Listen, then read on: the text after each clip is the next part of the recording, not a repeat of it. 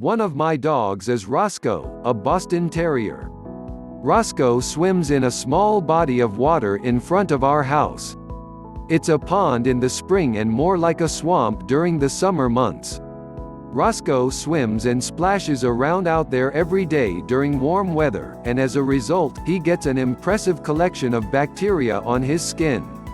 Between Rosco and the other members of our pack, I deal with a lot of minor skin abrasions, cuts, infections and hot spots.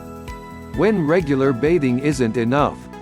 Even though Rosco and our other dogs get regular baths, all of them still wind up with localized skin infections on their bellies. It happens every summer without fail. I don't panic about it, but I do know I need to address the situation as soon as I see it, or the bacteria will continue to spread.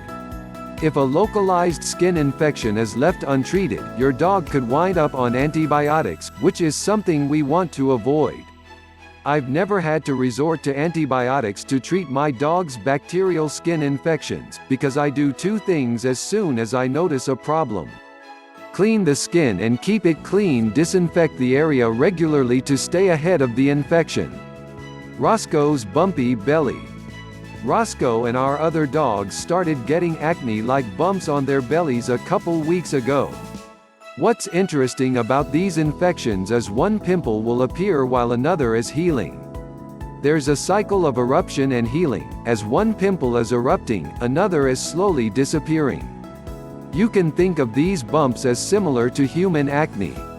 It's not a life-threatening condition, but if you don't address and control it, it can get much worse and may ultimately require medication. Rosco's current infection is on his sternum. There are healing eruptions as well as a few lesions.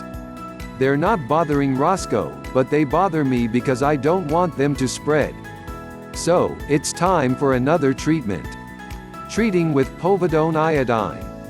For skin infections like Rosco's, and also hot spots, minor abrasions, and any other skin problem that either is infected or could become infected, we want to disinfect with a gentle solution. The solution I use will take care of staph, yeast, and pretty much any common bacteria, but doesn't sting or irritate the dog's skin at all. And it's safe if dogs lick the area after cleaning.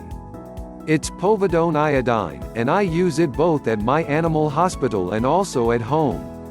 You can buy it at any pharmacy. For the purpose of disinfecting skin, you want to dilute the povidone iodine until it's the color of iced tea. Pour a little of the iodine in a dish and add some warm water to dilute it. The disinfecting process. Take a clean washcloth and soak it in the diluted povidone iodine solution.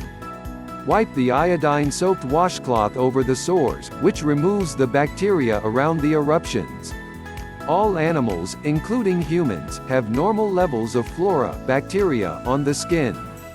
The goal isn't to rub the skin raw of all bacteria, but just gently disinfect the whole area, paying special attention to any lesions or eruptions that could evolve into a more serious, secondary skin infection. Next, rinse out the washcloth, do one more swipe across the areas you disinfected, and pat your dog dry. The great thing about povidone iodine is it's completely harmless if ingested. I recommend you do this disinfecting process twice a day if your dog has a minor skin infection or other problem. It has effectively resolved all the skin infections my dogs have acquired and prevented the need for antibiotics.